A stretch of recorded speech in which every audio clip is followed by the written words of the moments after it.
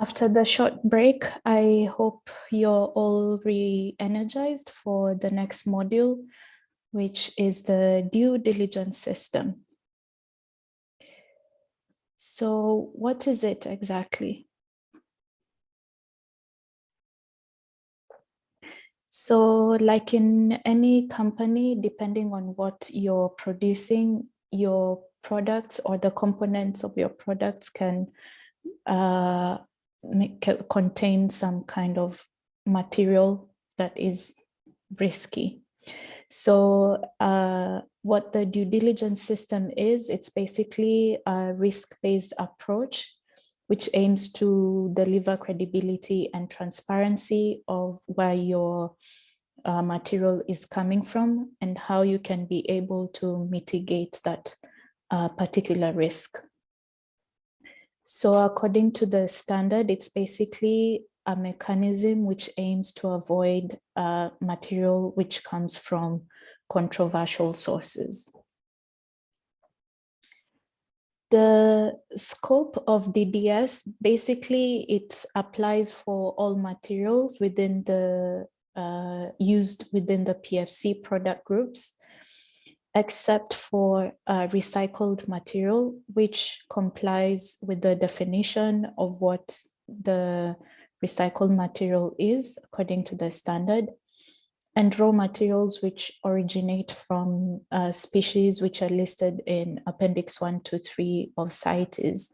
This is because these species require special legal legislation. So in the previous modules, I talked a lot about PFC controlled sources as a claim and also as a material category. And what it is basically any material which is declared as having the claim PFC controlled sources is material from activities which excludes material from activities that violate human rights, that do not comply with local, national, or international legislations, material from genetically modified trees, activities where forest conversions occur unless with justified circumstances, and activities that don't respect the PFC ecologically important forest area and conflict timber. These are just examples of some of the indicators that can prove material is coming from controversial sources. To read more about them, I advise you to go through the standard and the due diligence system section. So just to demonstrate how you can have or how material can flow through the DDS. So as a company, you can receive, for example, material that is X% PFC certified. If you apply the chain of custody method and the due diligence system, in the end, you can get X% PFC certified. At the same time, you can have material, you can receive material which are non-PFC certified and apply the due diligence system if this material is identified to have negligible risk, then it will be PFC controlled sources. So let's think of an example. You can receive material with a different certification claim. This material, after it goes through DDS, so you identify where the material is coming from, you have all the information available, the origin, the species, who the supplier is, the quantity, and all that. If it goes through the elements of due diligence system and the company sees that this material has negligible risk, then in the end, it will get the PFC controlled sources claim. So with that in mind, there are 5 key elements of the due diligence system. First is making sure that you have access to information on where your material is coming from, the origin, for example, and many other aspects. Then you assess the risk. Sometimes some substantiated concerns might be raised on where or how your material is being produced or where it's coming from. The other element is the management of significant risk supply. So if you identify that your material has significant risk, how do you manage this? And no placement on the market is another element of the due diligence system, where it shows you which material or how the material cannot be placed on the market with a PFC claim. So the first element, which is access to information, what kind of information are we talking about exactly? So you need to identify the species or the list of 3 species of the product, including the scientific names, for example, the country of harvest or the subnational region or concession of harvest if applicable. You can see requirement 2.1 under the due diligence system section of the standard, which gives more detail on what information is needed. So here in this slide, there's a difference with getting access to information. So if you look at section 2.1 of Appendix 1 of the standard, the organization or the company needs to provide information upon request for material passed on with a PFC claim. So the organization needs to have this information ready in case or upon request. For example, if you're being audited by an auditor, you need to have this information ready. So also, if the organization does not possess the requested information, you pass on the request to the relevant supplier or the organization. So if you have material that you don't know where it's coming from, you can ask your supplier to give you the information that is relevant for your specific material. So there's a flexible approach on what access to is. So the standard clearly mentions that there's a procedure for getting access to information when necessary. So we've seen in the identification of input and declaration of output, you need to have your supplier declaration and the contractual agreement between your supplier. So this is very necessary for the risk assessment process, and it also helps you to avoid unnecessary administration.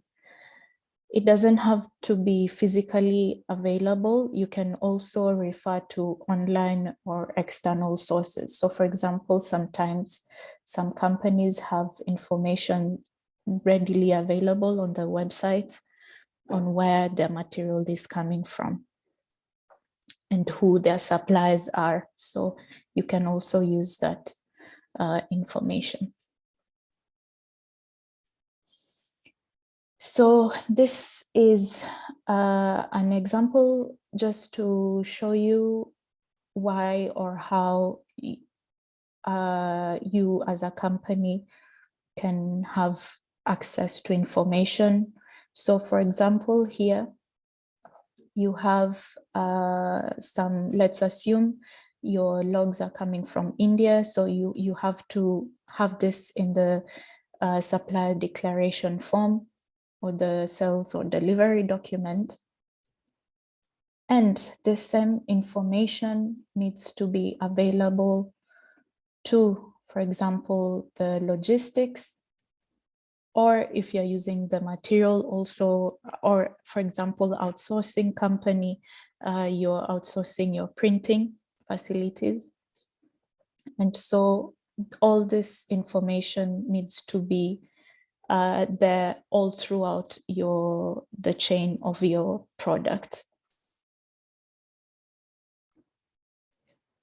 So now let's move on to the second element, which is risk assessment. So this is how you assess risk of material from controversial sources, which is being included in the supply. It is important to note that PFC material can be exempted from risk assessment. So, for example, materials with the PFC certified PFC control sources or 100% PFC and other material which is delivered with PFC accepted claims, these materials are exempted from the second element, which is risk assessment. So remember previously we've talked about access to information. So if the company already has readily available information, that accurate information that this material has the PFC accepted claims, then it does not need to go through risk assessment because the claim already demonstrates negligible risk by default, and also provided that there are no substantiated concerns raised.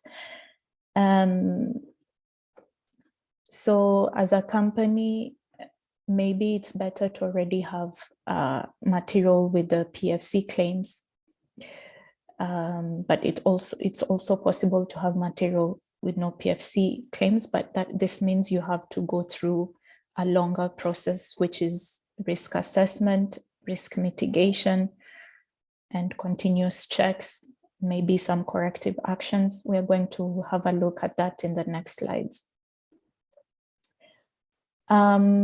So under risk assessment, it's important to note that there are three tables, three indicator tables which guide you towards the risk assessment process. So here is a simple graph.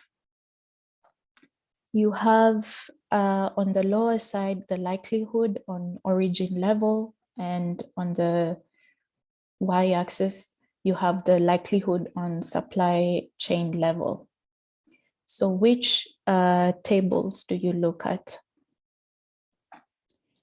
So for table 1, this is basically contains a list of indicators for negligible risk. So this, you would want to be on this table 1 side as a company, because if your products fulfill the indicators listed in table 1, then your products are regarded to have negligible risk. However, for table 2 and table 3, this contains indicators that show material might have significant risk. So you can have a look at those indicators and see.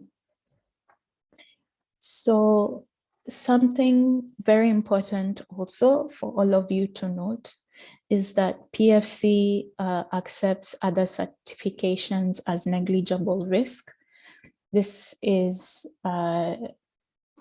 can be a decision made by the company. So in the standard, it says third-party certification of forest management, which covers activities defined by the term controversial sources, or third-party certification of chain of custody, or a verification mechanism that non-certified raw materials does not originate from controversial sources, where percentage-based claims apply. So as a company, in order to verify that let's say you receive material with a third-party certification claim, you always need to check the validity of the other third-party certification claim.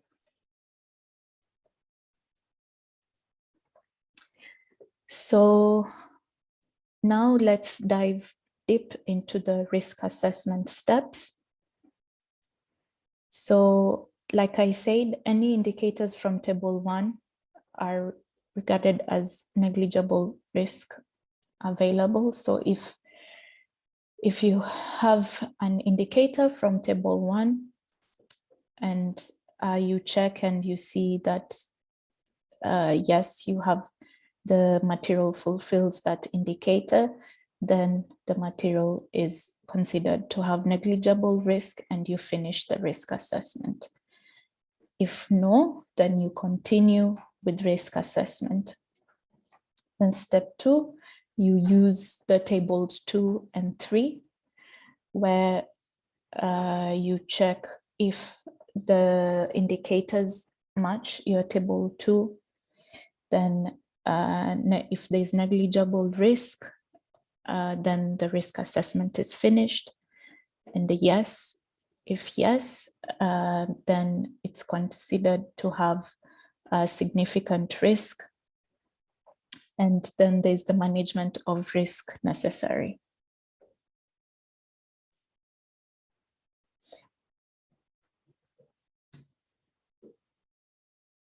So just something to clarify, which might be confusing. So in tables 2 and 3, all the material needs to fulfill all the indicators that are listed there. Whereas in table 1, you just need to fulfill either of the indicators. So that's why there is no and yes and no. I hope it's clear. So how frequent should the risk assessment be done? So it needs to be carried out for every first delivery of similar supplies by every individual supplier. So as for several suppliers with the same characteristics listed in the Appendix 1, and this process needs to be documented as well. Then there needs to be a review, at least annually, and when, for example, the changes regarding the characteristics of the products occur. This is also listed in section 2.1 of Appendix 1.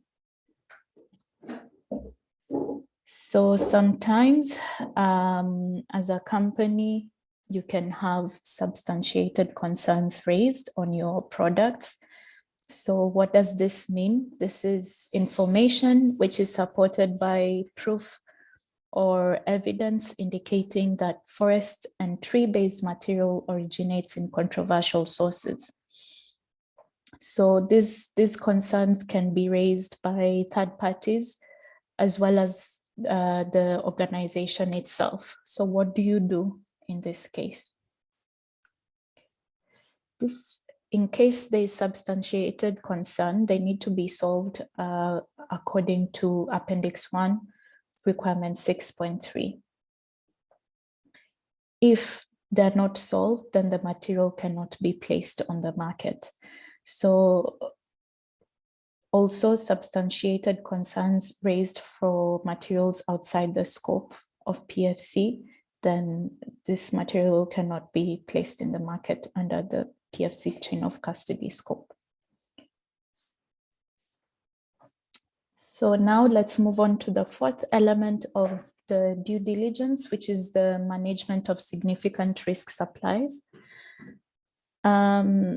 This is necessary for materials with significant risk, which have resulted under the risk assessment element. So the objective of the management of the significant risk should be to determine whether the material has negligible risk based on additional information. So the standard gives us a 3-step verification program. First, identifying your supply chain. So you have to identify your supplier, get information on where the material is coming from, who they are, where they're sourcing the material from. Secondly, on-site inspections. And third, corrective measures. So we are going to look at the on-site inspections. So on-site inspection in principle is done for all suppliers of significant risk supplies. You need to document or review, which can also replace on-site inspection. So if the supplier has many supplies, you can also conduct sampling, and there is a clear method which is listed in the standard. So you take the annual sample or the next whole number, which is Y, by the square root of the number of significant risk supplies per year. So here, under this method, it says if the first certification audit, the recertification audit or previous on-site inspection has not proved effective, you need to apply this method. And this other method applies for if the previous on-site inspection proved to be effective, you use this sampling method. So what is to be inspected? So direct and previous suppliers. So you check the supplier's origin claims, and this can be done also by the first. This is why it's important to also have the first step accurate, which is the identification of the supplier. The forest management unit of the supply origin, you need to check the compliance with non-controversial requirements. And the corrective measures, which is the third step, you need to define the written procedures for implementing the corrective measures. The range of corrective measures need to be based on the scale and seriousness of the risk, excuse me. For instance, there needs to be clear communication of the risk, the risk mitigation measures, for example, certification and or cancellation or suspension of the supplies. If the risk mitigation, again, is unsuccessful, no input in PFC chain of custody can take place. And no placement on the market for material where, just to reiterate again, forest and tree-based material products from unknown controversial sources. You can read this in Appendix 1, requirement 6.1 to 6.3, and also the need to have a commitment and procedure for forest and tree-based material not covered by the organization's PFC chain of custody. So with that short presentation, I now welcome you to a short quiz. Here, the question reads, can material with verifiable third-party certification be an indicator for negligible risk during risk assessment? Yes or no? So with this, I hand over to Huong, who will take us through how we are going to answer this quiz and the Q&A session. See you in the next module.